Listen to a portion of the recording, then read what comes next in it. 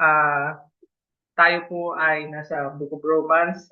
Makikita po natin na ito po yung letter ni Paul para sa mga taga-Roma.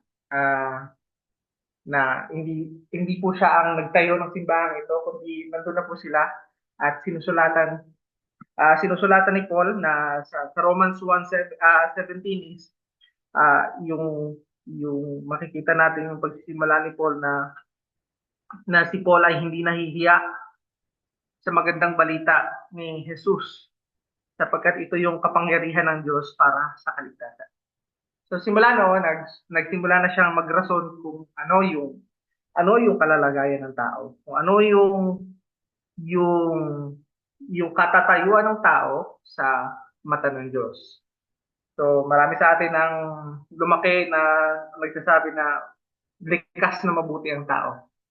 Pero kung babasahin natin ang Biblia, lalo na ang Book of Romans, sinasabi na sinasabi ni Paul sa pagsunod kay Jesus na ang tao ay makasalanan, likas na makasalanan. So yun po yung tinatawag natin na depraved, yung hindi likas na mabuti ang tao. So hindi tayo likas na mabuti, kundi tayo ay likas na masama. Simula pa nung una. Kumbaga simula pa sa ating pinakananay at tatay si Adan at si Eva, tayo ay likas na masama. Tayo ay patay spiritually. So, yun po yung mga diniscuss niya. So, pagkatapos po noon, kinonvict ni Paul yung lahat ng tao, yung lahat ng nagtitiwala sa mabuting gawa, yung lahat ng nagtitiwala sa batas. So, kinonvict niya yung mga Hentil at kinonvict niya rin yung Hudyo. At yun nga po, sa harap ng Diyos, tayo ay walang kakayahan na tumayo. So tayo ay ah, hindi umabot sa kaluwalhatian ng Diyos. So yun po yung nirarason ni Paul sa ating mga sa ating mga pasahe dito na ngayon po tayo na sa Romans 6 at nung last Bible study natin ang ating po na pag-aralan is yung dead to sin and alive to God. So, kung matatandaan niyo po, yung Romans 6, 1 and 2, parang katulad din pagsimula ng ating passage, ang sabi dito is, what shall we say then? Anong ating sasabihin ngayon? Are we to continue sin that grace may abound? Verse 2, by no means. How can we who died to sin still live in it? So, ang last Bible study is yung ini-entertain ni Paul yung idea na na dahil dahil dahil sa kasalanan natin, nag-uumapaw ang grasya ng Diyos. So, tayo ba ay magkakasala, patuloy na magkakasala para mas lalo pa natin mapalabas yung grasya ng Diyos. So, sinasabi ni Paul is by no means. Hindi po. How can we who died to sin still live? So, papaano na tayong mga namatay na sa kasalanan ay namumuhay pa din dito. So ito po yung mga, ang tawag dyan, hindi, kung sa Tagalog, yung tawag dyan, pilosopotasyo. May mga taong dahil sa sinasabi ni Paul na yung kung saan mas madami ang kasalanan is nandoon enough, nag-uumapaw ang grasya ng Diyos para sa nag-uumapaw din ng kasalanan. Yun ang sinasabi ni Paul. Pero may mga taong mag-iisip na kasi magkasala na lang tayo para mas lumabas pa yung grasya ng Diyos. Pero sabi na po, hindi. Dahil may katotohanan sa buhay ng isang Kristiyano na tayo ay namatay na sa kasalanan at tayo ay buhay na sa Diyos. So, nung last time, ang ginamit na analogy is yung kung nabubuhay ka sa kasalanan, is patay ka sa Diyos. Kung patay ka sa kasalanan, buhay ka sa Diyos. So, kung patuloy kang magkakasala, patuloy kang intentionally nagkakasala despite na sinasabi mo na Kristiyano ka, hindi dapat ganon. Either hindi totoo yung hindi totoo yung sinasabi na naniniwala ka, o kaya is nagsisinungaling ka. So, hindi ganoon. Are we to continue saying that grace may abound? By no means. Paano na ikaw na namatay na sa kasalanan ay mabubuhay pa rin? So, yun po yung ginamit ni Paul last time ng Bible study natin, yung analogy ng pamumuhay at kamatayan. So, kung patay ka sa kasalanan, buhay ka sa Diyos. Kung buhay ka sa Diyos, patay ka sa kasalanan. Yun. Hindi pwedeng pareho buhay ka sa kasalanan at buhay ka sa Diyos. Okay? Okay? So ang conclusion ni Paul sa ating last time is sa 12 to 14, let not sin therefore reign in your mortal body to make you obey its passion. So kung hindi ka nabuhay sa kasalanan at patay ka sa kasalanan, huwag mo hayaan na yung katawan mo ay magkasala. Hindi ka nagpapasasa or intentionally na nag-head sa direksyon ng kasalanan. Do not present your members to sin as instrument for unrighteousness. So, huwag mo ipresenta yung sarili mo, yung makama, yung ulo, yung dila, yung paa, sa pagiging hindi makatuwiran o sa kasalanan. But present yourselves to God, isinta mo ang sarili mo sa Diyos as those bilang who have been brought from death to life. Bilang mga taong binuhay na muli ng Diyos. And your members to God as instruments for righteousness. For sin will have no dominion over you since you are not under law but under grace. So ito po yung verse 14, ito yung proper na pagkakaunawa ng hindi ka na under law, kundi ikaw ay under grace. For sin, you will have no dominion over you. So dapat wala nang hawak sa'yo yung kasalanan. Since you are not under law, but under grace. Hindi na magkakasala ka para mag-abound yung grace, kundi wala na dapat hawak sa yung kasalanan dahil hindi ka na under law at under grace.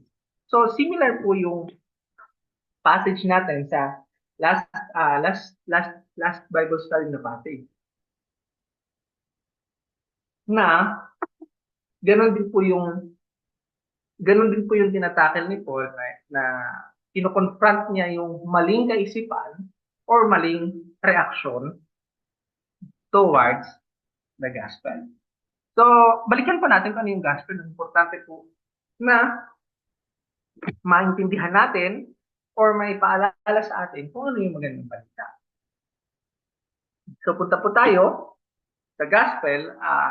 Ginamit ko po yung favorite verse nating lahat plus yung additional na kasunod. Okay? So, ito po yung John 3:16. For God so loved the world that He gave His only Son, that whoever believes in Him should not perish, but have eternal life.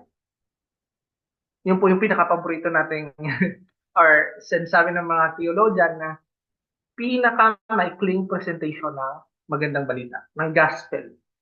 So, for God so loved the world that He gave His only Son, that whoever believes in Him should not perish, but have eternal life. So, minsan, pag yung mga Kristiyano, pag na-share na nila yung John 3:16, is solved na sila. So, hindi po ganoon. So, yung verse po ay nakalagay sa loob ng paragraph, at yung paragraph nakalagay sa loob ng isang book, at yung lahat ng compilation ng book is yung po yung buong Biblia. At yung direksyon po ng buong Biblia is nagtuturo sa magandang balita, which is yung buhay, pagkabuhay ni Jesus, yung katuwiran na habang ni Jesus habang nabubuhay siya, yung kanyang kamatayan, at yung kanyang muling pagkabuhay. So yun po yung parte ng magandang balita.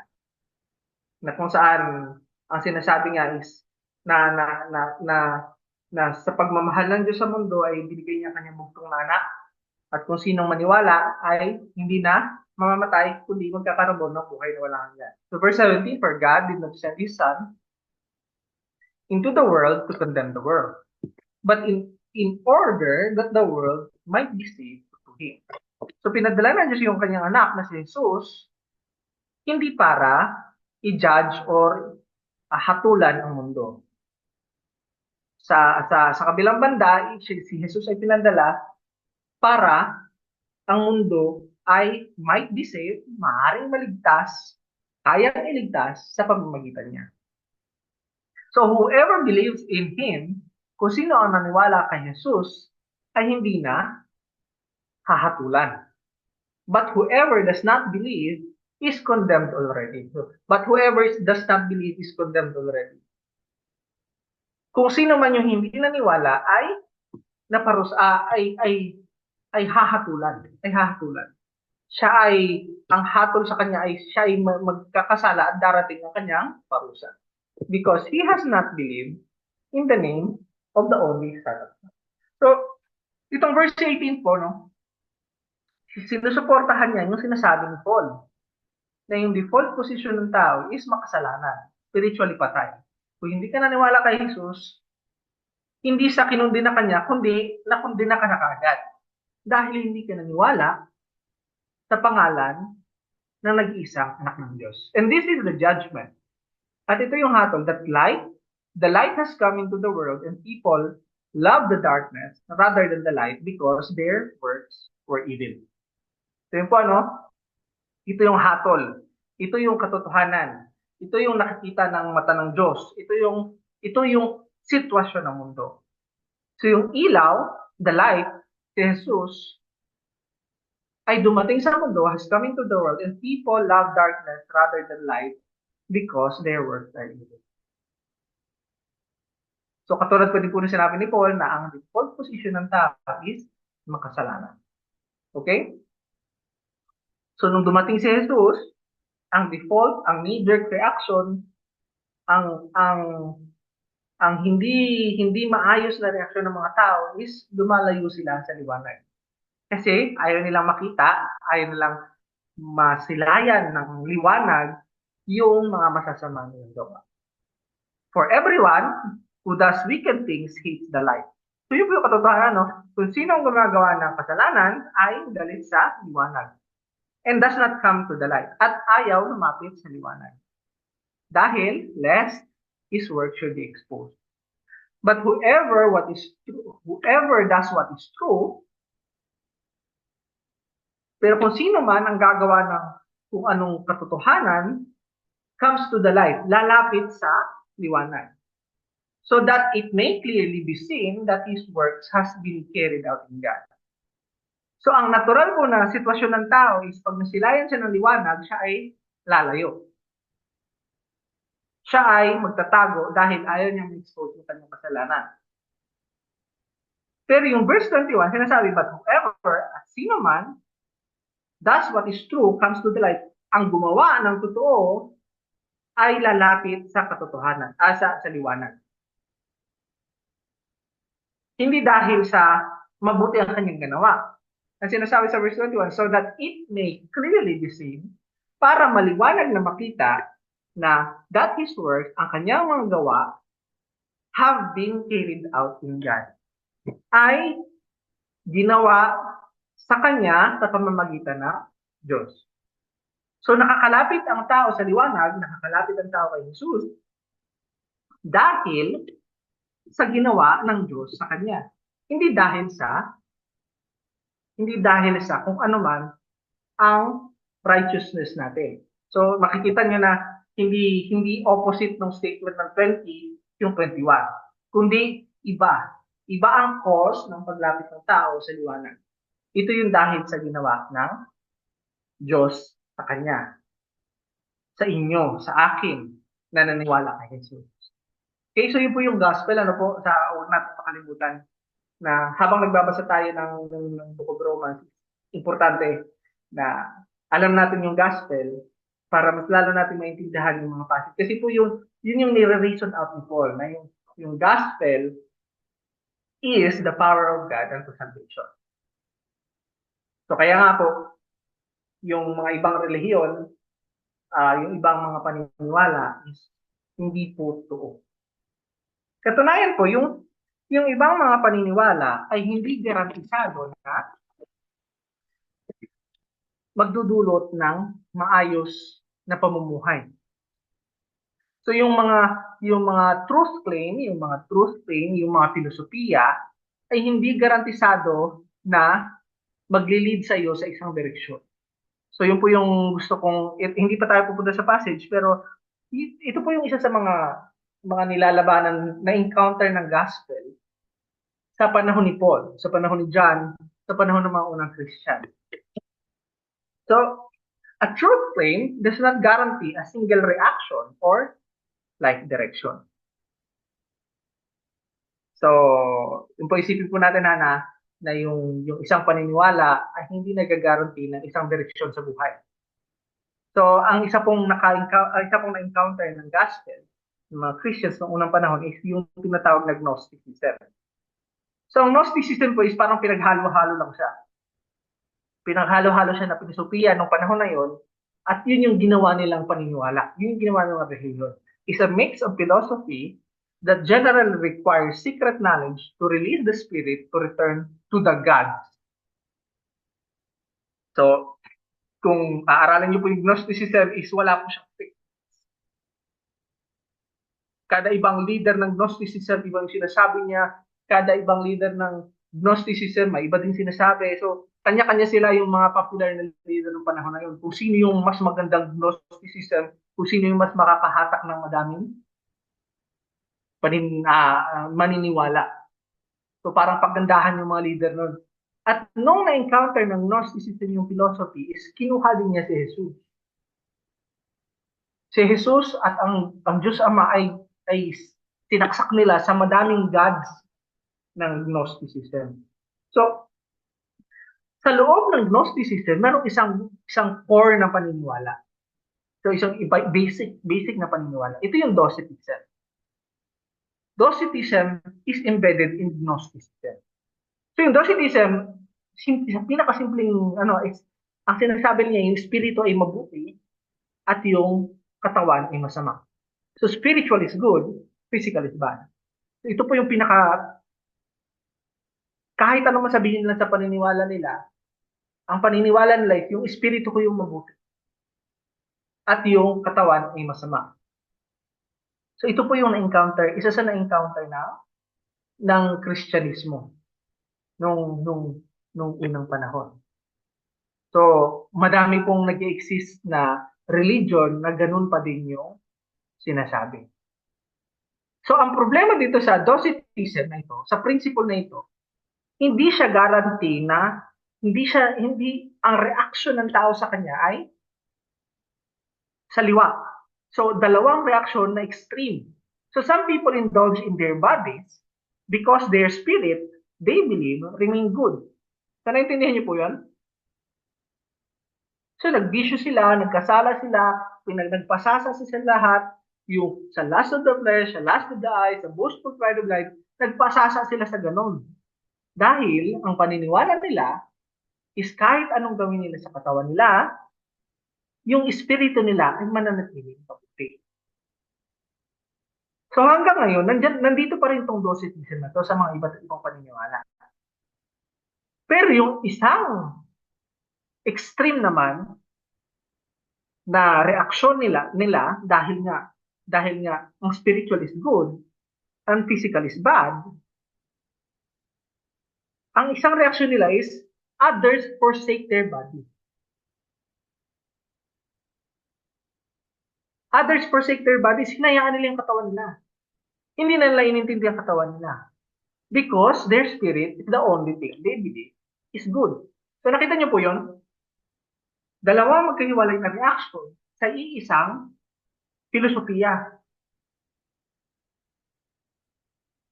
So ganito po yung ina-address ni Paul. Diba? Makita po natin doon sa previous na pinag-aralan natin last time, tayo ay bayang patuloy na magkakasala para mag-abound, lumabas ng gusto yung grace. Diba? Which is, hindi dapat. So dapat sa isa lang, kung naniwala tayo kay Kristo, tinanggap natin ang magandang balita, at tayo ay antay na grace, dapat sa isang direksyon tayo. Pero itong filosofiyan to, na nakabaon sa madaming relihiyon ngayon, ay nag-i-invoke siya, nagpo-provoke siya ng dalawang separate na reaction. Isa is patuloy sa kasalanan, yung isa is parang pagiging ermitanyo or asceticism. Yung hinahayaan na mismo katawan dahil yung espiritu lang ang mabuti. So, nakita niyo po yun? Hindi consistent, di ba? So, hindi po ganun ang gospel. So, the gospel points us to no one else but the Lord. So, ang magandang balita po ay tinuturo tayo hindi sa kung saan direksyon, but itinuturo tayo sa ating Panginoon, sa ating tagapagligtas. The gospel points us to no one but the Lord Jesus Christ. The Bible, the scripture, reveals clearly the gospel, the hope of the gospel, and the description and direction of the life of a genuine believer. So yung Biblia po ay pinapakita ng malinaw at naintindihan ang gospel, ang pag-asa natin sa magandang balita, at kung papaano at kung saan patungo ang buhay ng isang tunay na nananampalataya. So hindi po katulad nung Docetism na spirit is good and physical is bad. God values both man's body and spirit. Hindi po natin hinahayaan na magkaiba yung, hindi tayo nagkakasala dahil, mabuti naman ako sa spirito. Yung katawan, yung flesh ko lang yung gumagana, kaya absuelto. Hindi ganon. So, we follow the Lord Jesus willingly because of the truth that we have now been given a heart that loves God. So, hindi po self-centered na ito yung dapat kong gawin para ipakita na ako ay Kristiyano. Or ito yung dapat kong gawin para maabot ko ang langit. Kundi, ang ating puso ay may relasyon na mismo sa Diyos na yun yung nagdidikta kung paano tayo mamumuhay at yung direksyon ng buhay natin ay dahil sa relasyon natin kay Jesus at sa Diyos Ama at sa banal na Espiritu. So, kung nakita natin yung difference na yun, no? Kasi minsan po kahit yung mga Christian, napupunta sila sa extremes, na extreme direction sa buhay, sa pagiging ermitanyo, o sa pagiging katulad ng kinakalaban ni Paul na ngayon na nagpapatuloy sa kasalanan para mag-abound yung grace. So, hindi po ganon. Hindi po tayo lilisya sa direksyon dahil meron tayong gabay. Meron tayong relasyon kay Jesus Christ. Meron tayong relasyon sa Diyos. Meron tayong direksyon sa ating buhay dahil sa kung ano tayo at ang relasyon natin sa Diyos. So, dapat malinaw po sa atin yan. So, punta po tayo sa ating passage sa Romans 6:13-25. Verse 15. What then? Are we to sin because we are not under law but under grace? So, pareho po siya ng structure, no? Ang sinabi ni Paul, ano na ngayon? Tayo ba ay magkakasala dahil tayo ay hindi na under law at dahil tayo ay under grace? So, libre na ba tayong magkasala dahil hindi na tayo saklaw ng batas? Kundi tayo ay saklaw na ng biyaya ng Diyos. Bakit sabi ni Paul, by no means? Hindi dapat. So, verse 15, makikita natin yung comparison between law and grace. So, kung mababaw lang pagkakaunawa natin, yung law convicts and condemns sin, di ba? But grace grants forgiveness and righteousness. So, kung hindi po natin alam ang gospel, kung alam lang po natin is law convicts and condemns sin, di ba? 10 Commandments, do not murder, do not steal, do not covet, do not have any other gods before me. So, law convicts and condemns sin. But grace grants forgiveness and righteousness. So, kung alam lang natin yung meaning ng grasya, na ito yung patawad, ito yung kapatawaran natin, at hindi natin alam kung ano ang magandang balita, may isip natin, ano po, pwede na ako magkasala. Kasi hindi na ako saklaw ng batas. So yun po yung mababaw na yung maling pagkakaunawa o yung walang kaunawaan ng gospel, pero narinig yung law at saka yung grace. At meron silang gantong simpleng-simpleng pagkaunawa ng yung law, yung batas, ay ang trabaho niya is convict at i-condemn ang sin, pero yung grasya, forgiveness and righteousness. So sinasabi ni Paul, by no means, hindi po. So sa verse 16, do you not know, hindi nyo ba alam that if you present yourself to anyone as obedient slaves, you are the slave of the one whom you obey. Kung anong sinusunod mo, kung ano yung gusto mong gawin, is pinipresenta ng sarili bilang alipin nung bagay na iyon. So, wanting to sin, since someone assumes he is under grace, does not fit the description of someone who loves the Lord Jesus and truly is under grace. So yung kagustuhan ng isang tao, nakala niya Kristiyano siya na magkasala, dahil siya ay, under grace na ako. Iniisip niya na, nasa grasya na ako ng Diyos. May pabor na ako sa Diyos. Pero, ang kagustuhan niya ay magkasala, hindi sakto yung description ng taong to na may relasyon ba siya kay Jesus. At totoo na siya ay nasa ilalim ng grasya ng Diyos. So katulad ng nasabi ko kanina, kung mababaw lang ang pagkaunawa natin, maniwala ka lang sa gospel, ligtas ka na. At naisip natin na insurance against sa impyerno ang gospel. Nakalimutan natin na ang gospel ay nagdadala sa atin na sa loob ng relasyon natin sa Diyos sa pamamagitan ni Jesus. So wanting to sin, since someone assumes he's under grace, does not fit the description of someone who loves the Lord Jesus and truly is under grace. So kaya nga makita natin sa verse 16 that it is a matter of the heart or volition. Ito ay bagay ng puso at ng volition, ng kagustuhan natin, ng desisyon natin. So sa sinasabi na ito ni Paul, ipinapakita dito yung bent, yung affinity, kung saan nalalagak yung ating affection. So bent, affinity, affection. Di ba? May mga bagay na nakabaon na sa puso natin o nakabaon na sa utak natin na hindi na natin kailangang isipin. Ito yung first reaction natin pag tayo ay naka-encounter ng sitwasyon. Ito yung bent. Ito yung natural reaction natin. Ito yung una natin gagawin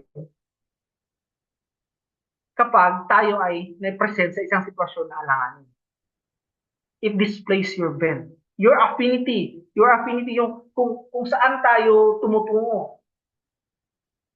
So yung mga hindi totoong naniniwala na walang relasyon kay Jesus, nakala nila Christian na sila ay under grace, nakikita nila ang bent nila is, magkasala, pwede na ako magkasala, may free ticket na. So pag ganun ang reaction, makikita mo yung affinity nila. Hindi yung affinity nila sa magagandang bagay, hindi ang affinity nila yung pagiging malapit nila, isa kasalanan na din. At pinapakita natin yung affection din, yung kung saan ba tayo nalulugod, kung saan tayo nagagalak pag ginagawa natin sa kabutihan ba, kasalanan. So makikita natin na pinapakita ng tendency natin, are we to sin? Gusto mo ba magkasala dahil hindi ka na under law at under grace ka na? So ipinapakita kung ano yung bent, yung affinity, at yung affection ng isang tao. So wanting to sin reveals a heart that loves to sin. Okay, under grace na ako, libre na ako magkasala, hindi na ako paparusahan. So, wanting to sin, yung gustong, yung kagustuhan na magkasala ay nagpapakita ng puso na mahal ang kasalanan. Kaya nga importante yung praise na sa verse 16 na you are slaves of the one whom you obey. Either of sin, kung kasalanan, na nagli-lead sa kamatayan, or pagsunod or of obedience, which leads to righteousness. So, hope na nakuha natin yung gist na yun, ano na. So, and on the other side, wanting to obey God reveals a heart that loves God, leading to righteousness. So, makikita po natin na yung bent, yung affinity, at yung affection ng isang tunay na Kristiyano ay nakatuna sa Diyos. So, ang Diyos, ang ginawa ng Diyos sa pamamagitan ni Jesus, yun yung rason kung bakit may puso tayo na sumunod. Sumunod sa Diyos. Sumunod sa batas ng Diyos. So, kung hindi man natin alam or hindi natin naisip sa ganitong paraan na ang law ay ang nakasulat na description ng katwiran ng Diyos. So, hindi tayo under law. Tayo ay under grace.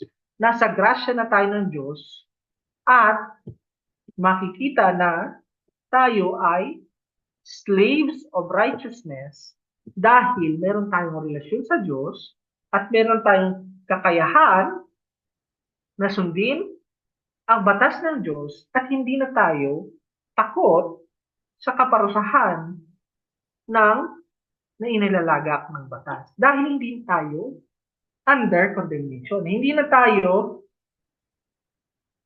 tayo paparusahan ng batas dahil under tayo sa grasya ng Diyos. Under tayo sa grasya ng Diyos, kaya kaya na nating sundin ang batas dahil tama yung puso natin. Tama yung puso natin na sinusunod natin ang batas hindi para maiwasan ng kaparusahan ng batas. Sinusunod natin ang batas dahil mayroon tayo relasyon sa Diyos, kay Jesus, na naglalagay sa atin sa ilalim ng grasya ng Diyos. So, hope na makuha natin na yung mga ganitong pag-iisip na are we to sin because we are not under law but by under grace? Hindi po dapat yun. By no means. Tama yung sinasabi. So, ano naman po yung kapangyarihan sa likod nito? So, ang sinasabi ni Paul sa verse 17, but thanks be to God that you who were once slaves of sin have become obedient from the heart to the standard of teaching to which you are committed. So sinasabi ni Paul, salamat sa Diyos na kayo, that you, mga taga-Romans, mga Christians, noong unang panahon hanggang ngayon, that you who were once slave of sin, na dating mga alipin ng kasalanan, ay have become obedient, masunurin, from the heart, galing sa puso, to the standard of teaching to which you were committed. Okay, verse 17, obedient from the heart. Iba po ito sa sumusunod ako ng batas para maiwasan yung hatol, yung kaparusahan ng kasalanan. Hindi po ganung pagsunod ito. Hindi po ito obedience dahil natatakot. Ito po ay obedience from the heart. Obedience out of our own kagustuhan. Gusto natin. Dahil meron tayong relasyon sa Diyos, dahil tayo ay nanumpalataya sa magandang balita. Obedience from the heart. A willingness to set aside the old ways, to place ourselves under the instruction and the lordship of Jesus. So nakikita po natin na yung kahalagahan na maipaliwanag ng mabuti at maayos ang magandang balita. Dahil yung obedience from the heart ay towards the standard of teaching to which you were committed. The standard of teaching to which you are committed. So hindi po hindi po nagsasayang ng panahon si Paul para ibenta lang ang gospel. Ang pagiging Kristiyano ay nakaugat sa maayos na pagkakaunawa ng gospel. Kaya nga po yun yung inuna ko na ipaliwanag, na dapat hindi tayo hindi mawala yung pagkakaunawa natin sa magandang balita. Importante na alam natin yung mensahe kung paano tayo naligtas. Ganun po yung dapat nating maintindihan. So minsan pag madaming tinuturo yung Sunday school or something, ganyan, minsan napapagod tayo or hindi natin maintindihan. Pero hingin natin sa Diyos na maintindihan natin ang lahat ng ito. Dahil yung obedience po natin ay nakapatong sa pagkaunawa natin. So dapat alam natin yung magandang balita, alam natin kung ano yung ginawa ni Jesus, ano yung nangyari sa atin, ano yung ginawa ng Diyos sa ating mga puso, at ano yung nagtutulak sa atin sa direksyon ng buhay na maayos, na matuwid. At alam natin kung ano yung mga bagay na kinaluluguran ng ating Diyos na kung saan tayo ay may relasyon na. So lahat po yun ay nakapaloob sa magandang balita ni Jesus. Yung po yung standard of teaching na inilagak sa atin ng mga apostles, ng mga prophets, ng buong Biblia. So ang buong Biblia po ay hindi basag-basag, hindi random na mga libro na pinagsama-sama. Ang Old Testament po ay nagtuturo sa Messiah na darating. Ang Gospel ay record po ng pagdating ng Messiah, pamumuhay ng Messiah, hanggang sa kamatayan ng Messiah, hanggang sa muli niyang pagkabuhay, at pag-akyat niya sa langit. So nakita niyo po, hindi po basag ang Biblia, kundi nakaturo ito mismo kay Jesus. Ang Acts naman po yung paglabas ng Gospel, simula sa Israel, simula sa Jerusalem, palabas ng Samaria, hanggang sa lumabas na siya hanggang sa buong mundo. At least hanggang sa kilalang mundo ng panahon na yon, which is yung Roman Empire. At yung mga letter naman po pagkatapos, yung Romans, Corinthians, Galatians, Ephesians, ito po hanggang sa dulo ay mga sulat ng mga apostol o ng mga kasamahan ng apostol, ina-address yung mga issue na nakakasalubong ng gospel sa loob ng simbahan o sa mga pastor. At yung last book na Revelation is yung pagkakita ni John ng muling pagbabalik ni Jesus. So nakita niyo po, hindi basag ang ating Biblia. Ang ating Biblia ay nakaturo mismo sa ating tagapagligtas na ipinadala ng Diyos Ama at pinagkalooban ng buong kapangyarihan ng Banal na Espiritu na si Jesus, si Jesus Christ. So sa verse 19, sinasabi nga, I am speaking in human terms because of natural limitation. So pinapaniwala ni Paul, ang naisip ko is ginagaya ni Paul si Jesus. Ginagaya ni Paul si Jesus na ginagamit kung ano yung nakikita ng mga narinig niya para ipaliwanag yung bagay na katotohanan ng gospel. So na verse 19, I am speaking in human terms because of your natural limitation. For just as you once presented your members. So pag ganito pong salita is yung ginagamit yung nakikita, yung mga members ng katawan, ating kamay, paa, ulo, dila, tenga, mata, ilong, mga ganon. So yung members as slaves to impurity and to lawlessness, leading to more lawlessness.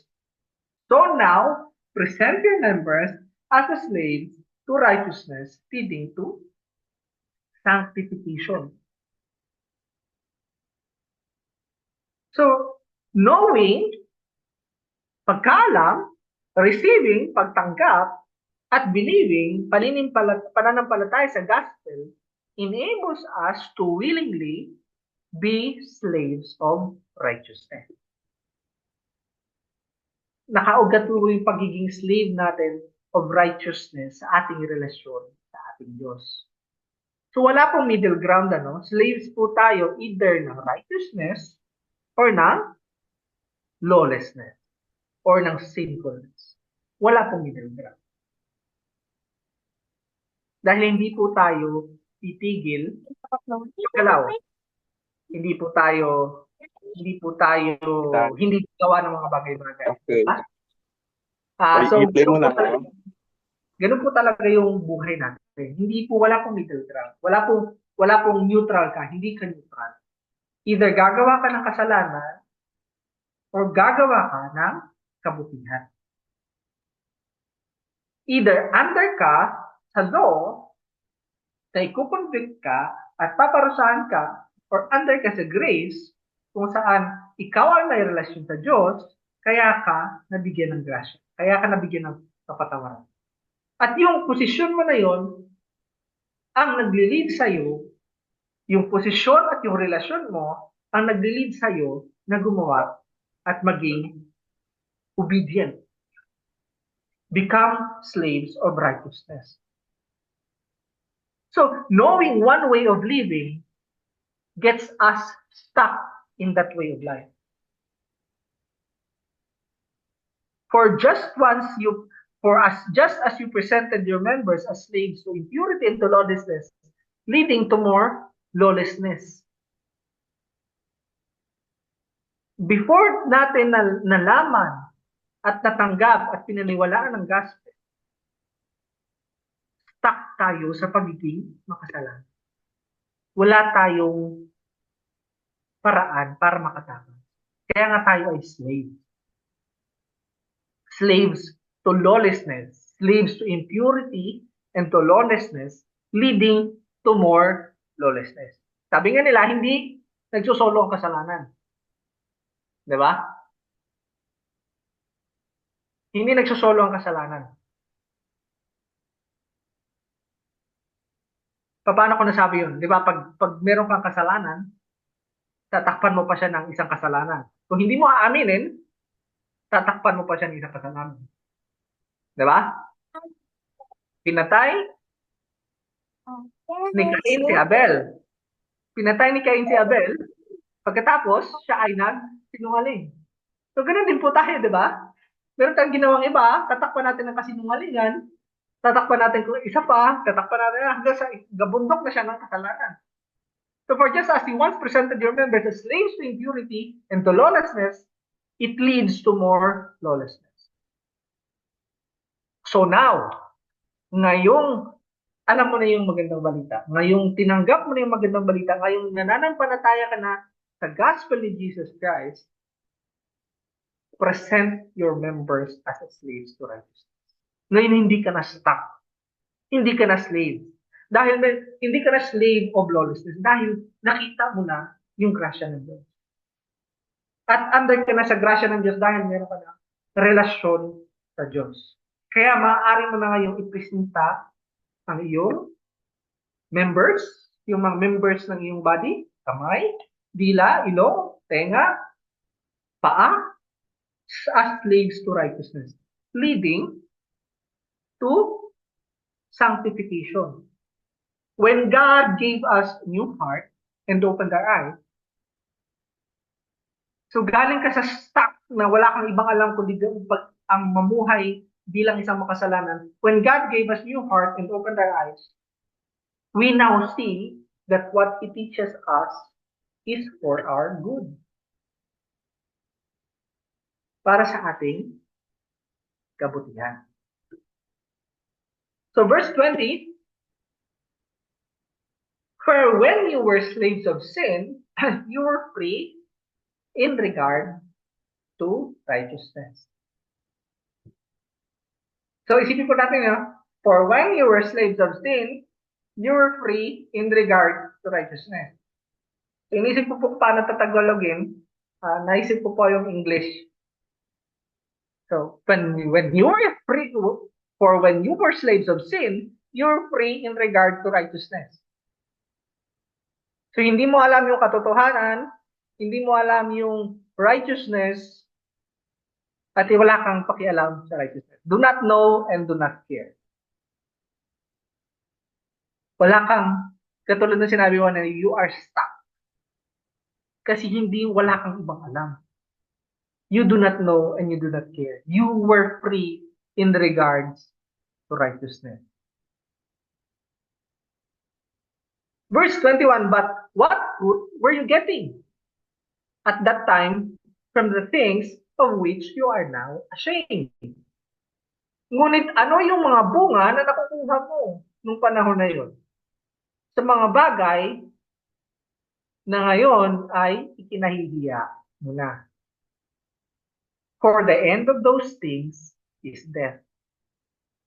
Ang katapusan ng mga bagay na ikinahihiya mo ay kamatayan.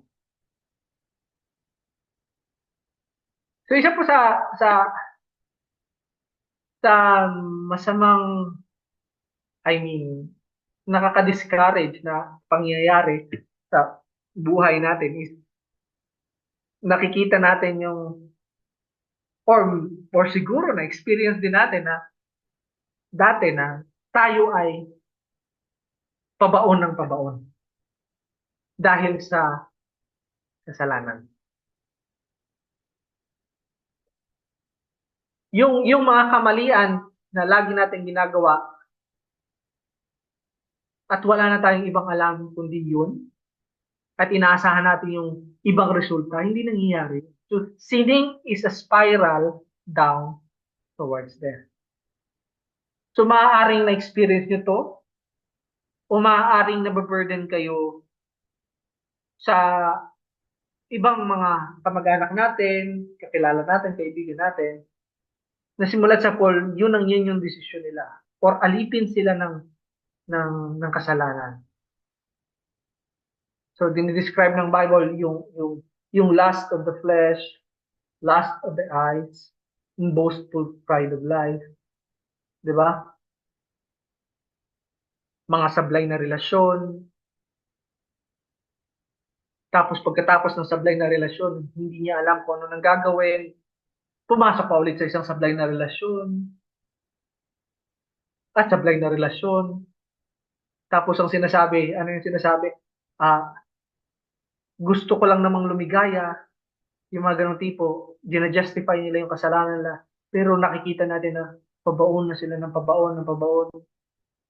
So makikita po natin yung mga addiction, yung mga maling desisyon sa buhay, kung saan nasisira yung kanilang sarili, at nasisira din yung mga tao sa paligid nila. So yun po yung minsan heartbreak po sa ating lahat, no, na minsan tinatry natin makatulong, ibibigay tayo ng advice, pero hindi po nangyayari.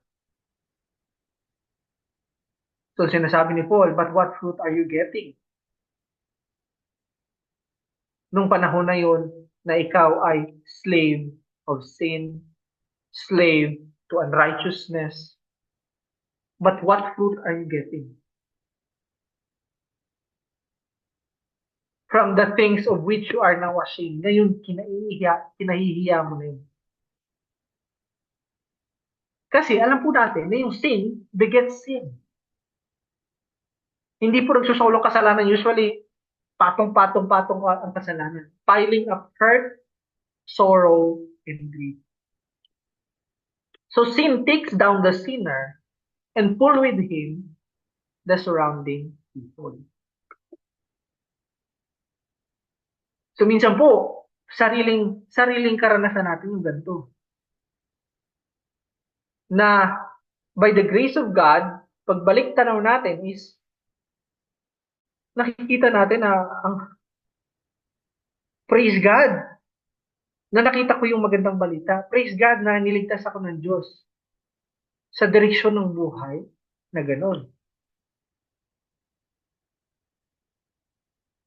So hindi lamang yung tao na yun. So sa pamilya, kung nalulong sa kung anumang kasalanan ang mga magulang, damay ang anak.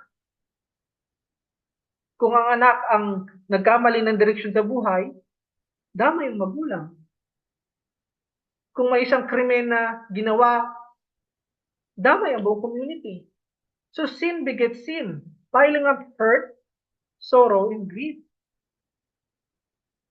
So hindi lamang yung napaka-destructive ng kasalanan na hindi lamang yung nagkasala ang nasasaktan. At pagkatapos niyan, meron ka pa hatol na igagawad sa iyo ng Diyos para sa mga bagay na yung ginawa. For the end of those things is death. But now that you have been set free from sin and become slaves of God, the fruit you get leads to sanctification and its end, eternal life. Obeying God from the heart changes our lives. Yung pagsunod po sa Diyos na nagmumula sa puso at nakaugat sa relasyon natin sa Diyos ay binabago po yung ating buhay. At binabago po yung tao sa paligid natin. Hindi lamang po tayo ang nabe-bless, kundi yung pagsunod po natin sa Diyos ay nakaka-bless sa mga tao sa paligid natin. At kahit hindi natin makita ang resulta, our hope is sure and awaits us. Makikita, the fruit you get leads to sanctification and its end is eternal life. Kung nasa mali po tayong noong mga time na under tayo sa kasalanan, tapos naniwala tayo sa gospel, hindi po ba nakikita natin na may nagbabago? Minsan po humihirap lalo ang buhay natin dahil dati naghihiganti tayo. Yung kasalanan na nakukuha natin, ginagantihan natin ng additional na kasalanan. Pero nung nalaman natin na may kaligtasan kay Jesus, may kapatawaran kay Jesus, at tayo ay pinatawad na. Bilang mga pinatawad, natututo din tayong magpatawad. At doon sa atin natatapos yung cycle ng kasalanan, yung cycle ng gantihan. Masakit sa atin dahil minsan nasasabi natin, ay, Kristiyano na ako, hindi na ako pwedeng gumanti. Ay, kailangan ko na magpatawad. Pero makukuha natin yung sense na yung kasalanan natin ay nagpako kay Jesus sa cross, kaya tayo mayroong kapatawaran at kaya tayo ngayon ay under na sa grasya ng Diyos. Maaari pa ba natin gantihan ng kasalanan ng katalanan? Diba? Dahil ang kasalanan natin, pinako si Jesus sa cross. Namatay ang ating Panginoon. So dahil sa magandang balita, nag-iiba yung dynamics. Hindi na natin nakikita yung necessity o yung pangangailangan natin na gantihan yung natin. O gumawa ng paraan para sirain yung buhay ng iba dahil sinira nila yung buhay natin. So hindi na po tayo ganun. Dahil nakita natin na si Jesus mismo tinanggap ang ating kasalanan at hindi tayo ginantihan. Yung lahat ng hindi maniniwala kay Jesus, ang lahat ng kasalanan nila sa lahat ng tao ay kasalanan din nila sa Diyos. At lahat yun ay alam ng Diyos at lahat yun ay hahatulan pagdating ng panahon. Pero nung tayo ay nanampalataya na sa magandang balita, tayo ay pinakawalan na bilang alipin ng kasalanan. At tayo na ngayon ay have become slaves of God. The fruit you get leads to sanctification. So, nang mga nakaraang Bible study, ang alam ko na ano ko yung sanctification, ito yung ginagawa ng Diyos para tayo ay lumago tungo sa pagiging katulad ni Jesus. So lahat ng inuutos ng Bible na gawain ng matuwid na tao ay description ng ating Panginoon Jesus. Kaya ang ating pagsunod sa Diyos ay perfected na ni Jesus. Ang ating pagsunod sa Diyos ay lumalago tungo sa pagiging katulad ni Jesus. At yung bunga na nakukuha natin, yun yung tinatawag na sanctification. Lumalago tayo sa kabanalan. And its end, ang katapusan nun ay eternal life. Ang eternal life, ang ibig sabihin ng eternal life, ay ang buhay na kasama ang nagbibigay ng buhay. Ang buhay na kasama ang Diyos. Ang buhay sa presensya ng Diyos, ang buhay na kung saan yun yung karapat-dapat sa atin. Yun yung intention ng Diyos sa atin. Yun yung magandang hangarin ng Diyos sa atin. So, di ba, sa simbahan siguro or somewhere na nakita natin yung ang chief end of man is to glorify God. Ang narinig ko sa ibang preacher is sinasabi nila na ang tao ay made to worship. Ang tao ay ginawa ng Diyos para magpuri. Ngayon, dahil sa kasalanan, dinaanan din to ni Paul sa Romans, na hindi nila pinupuri ang Diyos, hindi natin pinupuri ang Diyos nung tayo ay makasalanan dahil iba ang attitude. Either pinupuri natin ang kalikasan, ang ating sarili, ang Diyos-Diyosan, kung ano man, pero tayo pa din ay nagpupuri. Maaaring pera, maaaring trabaho, maaaring kung ano man, relationship.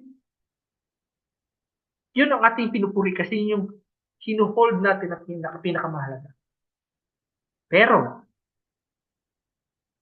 nung nalaman natin na ang Diyos ay Diyos at pinadala niya ang kanyang anak na si Jesus bilang kapatawaran sa ating kasalanan, naniwala tayo. Kaya nga, yung fruit ngayon is nagtuturo na sa sanctification. So hopefully napansin niyo na yung buhay natin simula nung hindi tayo naniwala is naging mas maayos ngayon in a sense na hindi na tayo bumabaon o natutuwa sa pagiging makasalanan. Tayo ay nagkakamali, tayo nagkakasala, pero ang ating puso ay bumabalik pa rin sa Diyos. Dahil tayo ay mga anak na ng Diyos. Tayo ay kay Kristo. Tayo ay may relasyon sa banal na Diyos. At tayo ay nasa ilalim ng grasya ng Diyos. So verse 23, for the wages of sin is death, but the free gift of God is eternal life in Christ Jesus our Lord. Katulad ng sinabi ko kanina, there is no middle distribution. There is no middle situation for all people. Either to die in sin, mamatay sa kasalanan, hintayin lahat ng paghahatol ng Diyos sa lahat ng kasalanan ginawa, or believe in the gospel. Maniwala sa magandang balita, embrace the Lord Jesus, yakapin ang Panginoong Hesus, ilagak ang pananampalataya kay Jesus, and live, mabuhay. Hindi lamang buhay dito, kundi yung tinatawag na eternal life.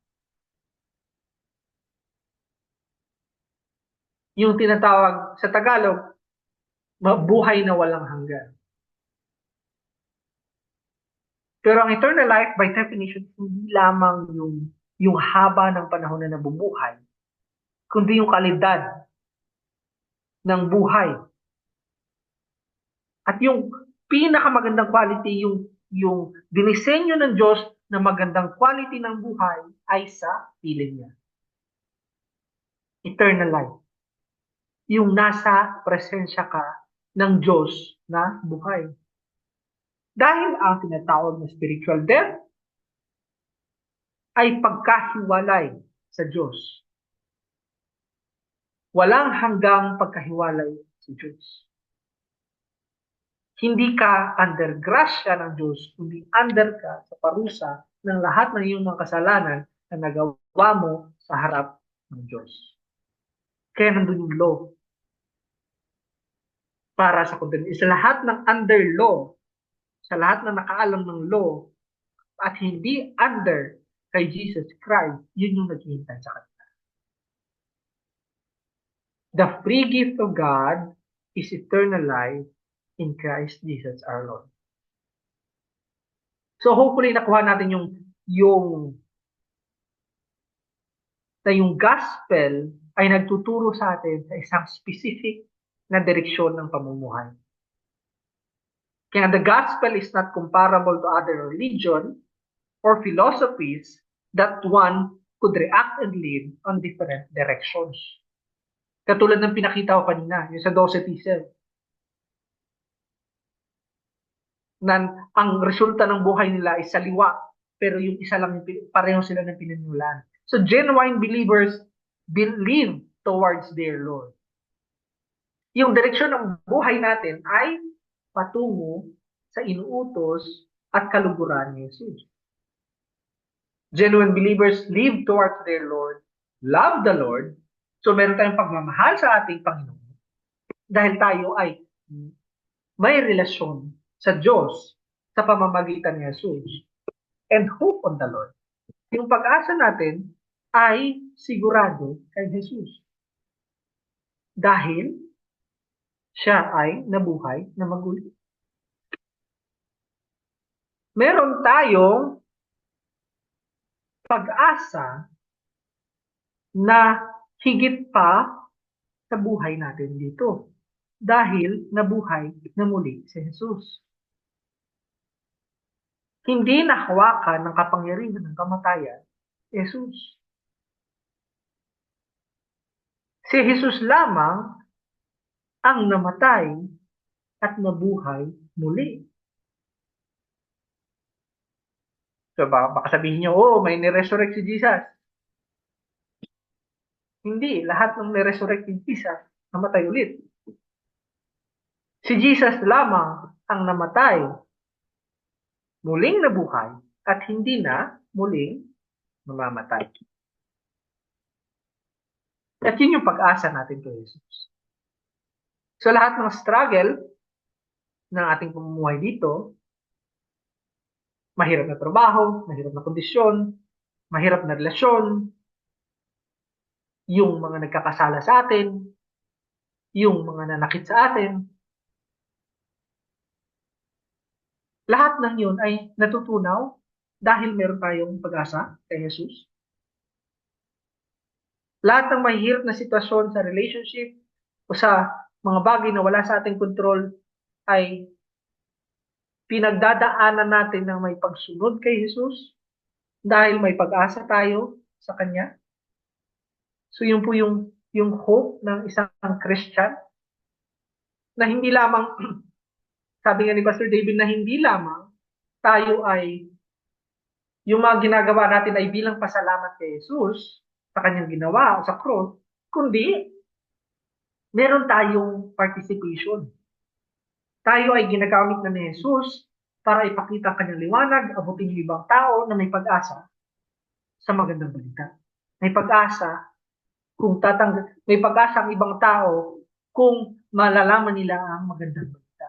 Kung maririnig nila na may kapatawaran kay Jesus. Na kung may relasyon ka sa Diyos sa pamamagitan ni Jesus, ikaw ay hindi na under the law, kung hindi ikaw ay under na sa grasya ng Diyos. Under na sa biyaya ng Diyos. Kasi tinan nyo, for the wages of sin is death. Kung sa Tagalog pa, ang sweldo ng kasalanan ay kamatayan. So hindi katulad ng ibang ibang trabaho na walang sweldo. So sigurado pag nagkasala ka, bibigyan ka ng sweldo mo. Kamatayan. For the wages of sin is death. But the free gift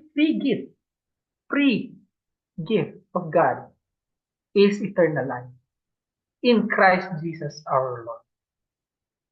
So hope mas naintindihan natin ang gospel na mas maigi at na-encourage tayo na yung relasyon natin sa Diyos,